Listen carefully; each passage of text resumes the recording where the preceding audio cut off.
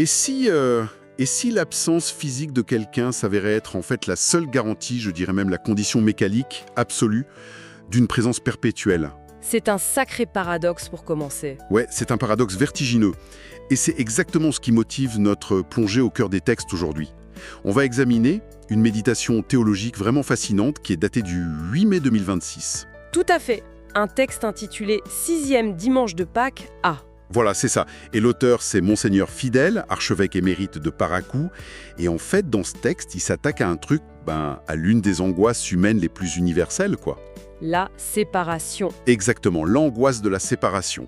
Il prend le récit biblique du départ de Jésus et il essaie de démontrer avec une logique mais vraiment implacable comment cette tragédie humaine se transforme en une victoire totale sur le vide. Et je pense qu'il faut qu'on pose tout de suite le cadre pour ceux qui nous écoutent.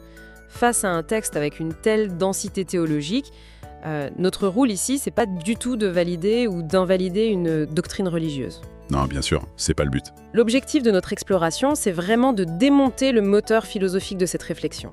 On va regarder l'argumentation de l'archevêque émérite étape par étape. Pour voir comment ça marche à l'intérieur, en fait. C'est ça. Comprendre comment il arrive à articuler des concepts super complexes, tu vois, comme la nature de la loi, l'évolution de l'amour, et surtout cette idée hyper contre-intuitive d'une présence qui serait littéralement générée par un départ. C'est une mécanique intellectuelle qui est franchement fascinante à observer. Et ce qui est intéressant, c'est que le point de départ de sa réflexion, il est redoutablement terrestre. Très concret, ouais. Avant de partir dans des concepts théologiques hyper hauts, Monseigneur Fidèle, il convoque une réalité que tout le monde peut ressentir. Il cite ce vieux dicton français très connu, « Partir, c'est mourir un peu ». C'est fort de commencer par ça. Ça pose tout de suite un décor dramatique, tu trouves pas? Si, totalement. Et l'utilisation de ce dicton, elle n'est pas du tout fortuite de sa part. Il veut bien établir que la séparation, c'est jamais un acte neutre. Même quand on sait que la personne va revenir, en fait. Exactement. Le simple fait de s'éloigner physiquement, ça crée une rupture. On perd nos repères, on n'a plus la voix, le toucher, le regard de l'autre. C'est une vraie petite mort, quoi. C'est ça. C'est une petite mort parce que la dynamique de la relation subit une interruption brutale. Et il faut préciser qu'ici, on est dans une fenêtre liturgique très spécifique. Ah oui, entre Pâques et l'Ascension, c'est ça. Tout à fait. Donc entre la célébration de la résurrection et le moment de l'Ascension qui marque le départ définitif. Et l'auteur décrit cette période comme étant vraiment saturée par ce qu'il appelle une ambiance de départ. Ouais, et c'est justement là que la tension s'installe dans son texte. Parce que d'un côté, on a cette fameuse ambiance de départ qui te prépare presque à faire le deuil, et de l'autre, on a les promesses complètement paradoxales que fait Jésus. Des promesses assez monumentales d'ailleurs. Mais carrément, il annonce qu'il s'en va, mais en même temps, il jure de ne pas laisser ses disciples orphelins, de leur envoyer un défenseur et de revenir vers eux. Ça fait beaucoup d'informations contradictoires à gérer pour les disciples, j'imagine. Bah oui, parce que si on regarde ça d'un point de vue purement humain, c'est un peu léger comme consolation, non? Comment ça? Imagine, c'est un peu comme un parent qui part pour un très long voyage d'affaires à l'autre bout du monde. S'il te dit « je t'enverrai des lettres et j'ai désigné un bon tuteur légal pour toi », c'est bien, mais... Mais ça remplace pas sa présence physique à table le soir. Exactement. La douleur de l'absence, elle reste intacte. Du coup, comment Monseigneur Fidèle arrive-t-il à justifier que cette absence-là, spécifiquement, ne crée pas un vide psychologique énorme? Eh bien, ce qui est fascinant ici, c'est que la clé de cette bascule dans son argumentation, elle repose entièrement sur l'événement de la résurrection. D'accord. Donc pas juste un souvenir réconfortant. Non, pas du tout. C'est pas de la consolation psychologique. Pour l'auteur, c'est une modification ontologique. La résurrection fait du Christ ce qu'il appelle l'éternel vivant. L'éternel vivant, ok, je vois. Et pour bien comprendre la mécanique, il faut suivre sa logique si le premier départ, celui vers la croix, c'était vraiment synonyme de mort pure et simple, le retour à la vie a littéralement détruit le concept même de la mort. Ah, attends. Donc il déconnecte la mort du départ. C'est exactement ça. Par conséquent, partir n'est plus du tout associé à mourir. Puisque la mort est sortie de l'équation, le départ physique ne peut plus engendrer le vide habituel. C'est fou comme raisonnement. L'absence est vaincue de l'intérieur, en fait. Ouais, elle se transforme en une présence ininterrompue, qui n'est plus soumise aux contraintes d'espace ou de temps. Donc on a carrément une rupture avec les lois de la physique. Le départ devient le véhicule de l'omniprésence. C'est brillant, philosophiquement parlant. C'est clair. Et c'est là que ça devient vraiment intéressant, le texte ajoute une nuance hyper importante. Il y a des conditions. Exactement. Cette présence garantie par le statut d'éternel vivant, elle n'est pas juste imposée de force. L'archevêque émérite souligne que pour que l'humanité y accède, il y a des conditions.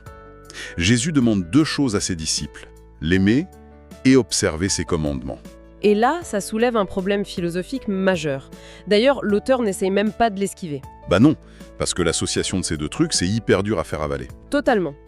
L'amour, dans ce que ça a de plus pur, c'est la gratuité. C'est un élan spontané qui vient de l'intérieur.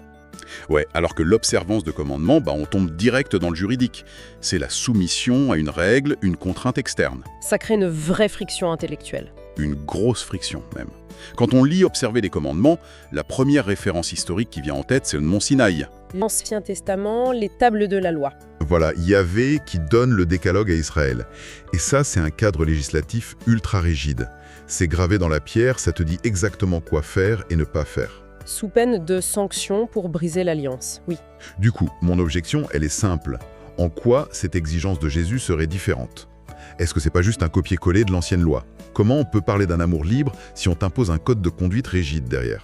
C'est une excellente question et Monseigneur Fidèle anticipe vraiment cette critique. Il reconnaît totalement cette filiation avec l'Alliance du Sinaï. Ah, il le nie pas, donc. Non, il rappelle que Jésus connaissait parfaitement les Écritures juives et le principe de base, le fait que si tu aimes vraiment quelqu'un, tu respectes sa volonté, ça reste valide. Ok, donc la réciprocité est toujours là. Oui, mais si l'on relie cela à la vue d'ensemble, l'argumentation bascule parce que Jésus ne fait pas que reconduire cette ancienne loi. L'auteur cite l'évangile de Jean pour montrer que Jésus parle explicitement d'un commandement nouveau. Un commandement nouveau. Et cette nouveauté, elle n'est pas juste décorative, elle modifie la nature même de la loi. Bon, alors, décortiquons ça. Parce qu'il faut vraiment définir ce que c'est que cette nouveauté. Si c'est pas juste un petit patch, une mise à jour logicielle des anciennes règles, qu'est-ce qui différencie cet amour nouveau de la stricte obéissance qu'on avait au Sinaï? Pour expliquer ça, l'archevêque convoque 3 très grandes figures, l'apôtre Jean, Jésus lui-même et saint Augustin. Du lourd, quoi. Du très lourd. Jean pose la première brique en disant que Dieu est amour et que c'est lui qui a aimé le premier. Ça inverse toute la dynamique. Ah oui, parce que d'habitude, dans une alliance stricte, c'est l'humain qui doit prouver sa valeur pour obtenir les faveurs du divin. Exactement. Là, le mouvement est descendant. La source de cet amour, ce n'est pas un effort humain épuisant, c'est la nature divine elle-même. Ensuite, Jésus ajoute son propre critère. Il demande d'aimer comme il nous a aimés. C'est-à-dire? Un amour total, qui va jusqu'au bout, qui triomphe du mensonge et même de la mort. Ouais, enfin, ça met la barre à une hauteur complètement vertigineuse pour des humains, ça. C'est là que saint Augustin intervient, et sa réflexion est magnifique. Il dit que cet amour nouveau a la capacité de renouveler ceux qui le reçoivent. Renouveler comment? Les hommes deviennent des êtres nouveaux, capables de chanter un cantique nouveau. En fait, l'amant, la personne qui aime, est métamorphosée. D'accord, je vois. Si je devais faire une métaphore, l'ancienne loi, c'était un peu comme un exosquelette, tu vois? Un exosquelette, j'aime bien l'image. Ben ouais, c'est une structure super rigide que tu mets à l'extérieur de l'individu pour forcer ses mouvements dans la bonne direction. C'est lourd, c'est fatigant, et tu luttes en permanence contre ta propre nature pour avancer avec. C'est une excellente illustration de la contrainte externe. Ce que décrit saint Augustin et que l'auteur met en lumière, c'est pas du tout ça. C'est plutôt comme une mutation génétique de l'âme humaine. Une mutation génétique, donc de l'intérieur. Voilà. L'amour n'est plus une loi affichée sur un panneau qu'il faut s'efforcer de suivre, ça devient le code génétique interne de l'individu. Ah, c'est le système d'exploitation complet qui est changé en fait. C'est ça, Bayen. Et du coup, la nature de la personne est modifiée. L'obéissance devient organiquement naturelle et non plus coercitive. La personne ressuscitée spirituellement désire par elle-même ce que la loi demande. C'est super élégant intellectuellement. Franchement, sur le papier, c'est magnifique. Mais... Je sens venir le mais. Bah oui, il y a un énorme mais pratique. Si cet amour exige qu'on aime avec la perfection du divin, c'est juste impossible pour nous, structurellement parlant. C'est vrai. La nature humaine, elle est pleine de failles, on est limité et on est égoïste.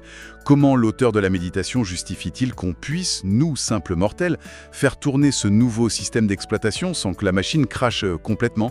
Eh bien, cela soulève une question importante que Monseigneur Fidèle aborde frontalement. Il dit clairement que la nature humaine seule est totalement incapable de générer cet amour. Bon, au moins il est lucide. Très lucide. Et c'est là qu'il introduit la dernière pièce du puzzle. l'envoi du Paraclète, puisque l'homme en est incapable seul. Une intervention extérieure et continue est obligatoire. Le paraclet, c'est un mot qu'on entend parfois, mais faut s'y arrêter. En grec, si je me trompe pas, c'est celui qu'on appelle à ses côtés, c'est ça? Exactement. On le traduit souvent par le défenseur ou l'avocat, parfois le consolateur. Le défenseur, ouais. Et cette traduction par défenseur est super révélatrice. Son rôle, qui correspond à l'Esprit Saint dans cette théologie, c'est de défendre l'humanité contre ses propres limites, contre le retour à son ancien code génétique, on va dire. D'accord. Et la contradiction du tout début de notre discussion se résout ici de manière quasi mathématique. Ah, la boucle se ferme. Technique indispensable pour l'envoi de ce Paraclet. S'il était resté physiquement sur Terre, son action aurait été limitée à la Palestine de son époque. Ben oui, il aurait été bloqué par la géographie et le temps. Exactement. Alors qu'en partant vers le Père, il intercède et libère cette présence universelle, intériorisée dans chaque disciple via le Paraclet. Donc son absence physique était philosophiquement et même mécaniquement requise pour que l'omniprésence spirituelle soit activée. C'est exactement l'argument de Monseigneur Fidèle. Et il insiste beaucoup sur un point, l'arrivée de ce Paraclet, ce n'est pas juste un truc mythologique unique qui s'est passé il y a 2000 ans. C'est pas figé dans le passé. Non, il parle d'une prière divine exaucée en continu. Il utilise l'expression le fait de multiplier les Pentecôtes dans le monde et dans les siècles. Multiplier les Pentecôtes. C'est une image puissante. Pour illustrer ça, il prend un exemple concret tiré des Actes des Apôtres, l'épisode où Pierre et Jean vont en Samarie. Et pourquoi la Samarie spécifiquement? Parce que c'était pas du tout un terrain neutre pour les Juifs. C'était historiquement hostile, avec d'énormes tensions religieuses. Les premiers chrétiens là-bas étaient vulnérables. Ils pouvaient pas survivre spirituellement juste en récitant des lois. Donc quand Pierre et Jean s'y rendent, ils viennent pas juste faire coucou, ils viennent pour transmettre ce paraclet. Tout à fait. Ils viennent activer cette mutation génétique chez ces chrétiens isolés. L'auteur explique que l'Esprit accompagne cette mission avec la même force qu'à la première Pentecôte à Jérusalem. C'est ça la multiplication dont il parle. Oui, et avec ce soutien, ses disciples se retrouvent dans une ambiance divine. Ils ne sont plus juste des humains qui galèrent avec des règles. Monseigneur Fidèle dit qu'ils deviennent des vainqueurs de ce monde. Ils sont habités par la force qui a vaincu la mort elle-même, quoi. C'est la conclusion de son raisonnement, ouais. Waouh! Alors, qu'est-ce que tout cela signifie au fond?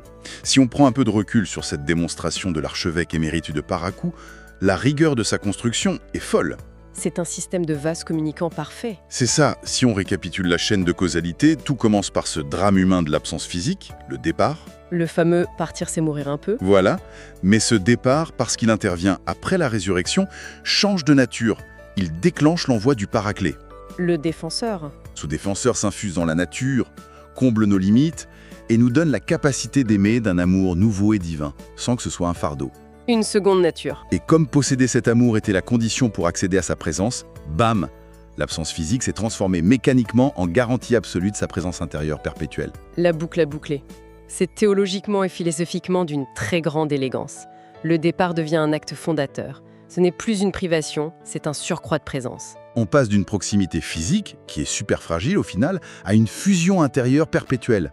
C'est un renversement de perspective assez radical. Complètement. Et tu sais, cette méditation de Monseigneur Fidèle, elle nous oblige à repenser la mécanique de la séparation en général. Et je trouve que ça nous laisse avec une vraie réflexion qui dépasse même le cadre théologique. Comment ça, dans notre quotidien? Ouais. Si on regarde ce mécanisme, l'idée qu'un vide physique, s'il est habité par un amour profond et soutenu par une sorte de force intérieure, peut devenir une présence nouvelle. Comment on pourrait appliquer ça au départ qu'on vit, nous? Au deuil, aux séparations. Exactement. Est-ce que les gens marquants qui quittent nos vies, en nous laissant leur amour et leurs valeurs, sont juste des souvenirs du passé? Ou est-ce qu'ils agissent vraiment comme un code génétique nouveau à l'intérieur de nous? C'est une belle façon de le voir. Peut-être que traverser l'épreuve de l'absence, finalement, c'est pas juste survivre à un vide. C'est peut-être apprendre à laisser cette présence invisible, renouvelée, faire de nous des vainqueurs face à cette séparation. Sur ce, merci de nous avoir suivis dans cette exploration vertigineuse et on vous laisse avec cette réflexion.